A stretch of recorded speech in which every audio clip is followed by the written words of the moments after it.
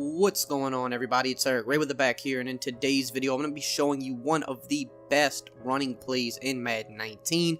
Gonna be kind of just a short, sweet video today. Just wanted to show you guys a running play that a lot of people don't really mess with. It kind of goes overlooked out of the single back wing tight Z formation. You can find this in the Seahawks playbook. It is in some other playbooks as well. I just don't know all of them off the top of my head. The Seahawks is one of the better playbooks that it's in. If you are new to the channel, by the way, consider hitting that subscribe button below. Consider hitting the bell icon so that you join the notification squad, never missing any of the daily Madden uploads. So the play we're going to look at today is the halfback stretch out of the single back wing tight Z. Also, we're going to talk about the halfback dive briefly as well. But the main money here is the stretch. Now, how I like to run this is I like to take the outside wide receiver. I like to put him in motion and snap it right before he gets to the tight ends. This just makes the blocking a little bit better, and it allows you to get to the outside very consistently with this run.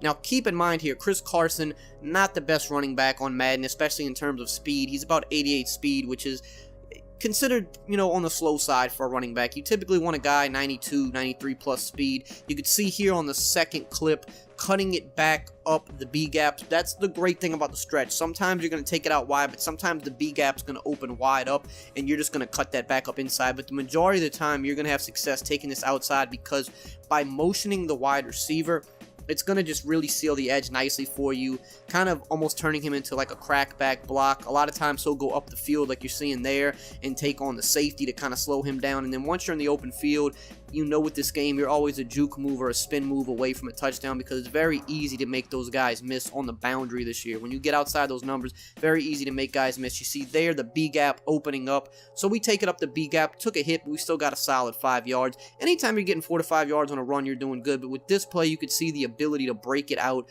right there, untouched for a touchdown. There's just a lot of big playability with this. And of course, there are some really decent passing plays out of this formation as well that you can look to add to your game. But basically, just want to show you the effectiveness of the stretch play.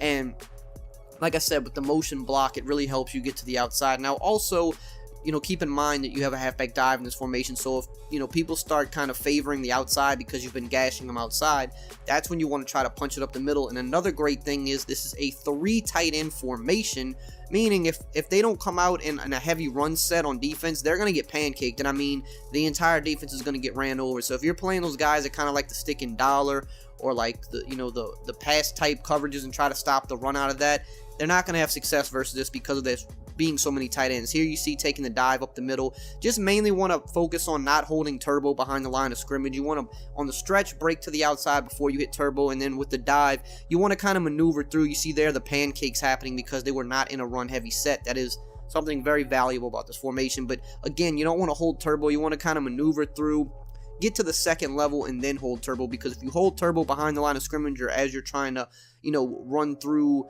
the initial line of defense, a lot of times that's going to create block sheds from the defense. They're going to shed quicker if you do that. So try to lay off turbo, just kind of maneuver with the joystick, and only use turbo once you are in an area of the field where you're in kind of breakaway mode, where you're in open space and you're trying to outrun people. But as you can see, up the middle or to the outside, this is a very good 1-2 punch. You can find it in the Seahawks playbook and in some others. You're just going to have to kind of do your own investigating on that, because I don't know all the playbooks that have this off the top of my head. But I hope you guys enjoyed this video and found it helpful. If you did, as always, just drop a like, comment, subscribe, and I will see you guys next time.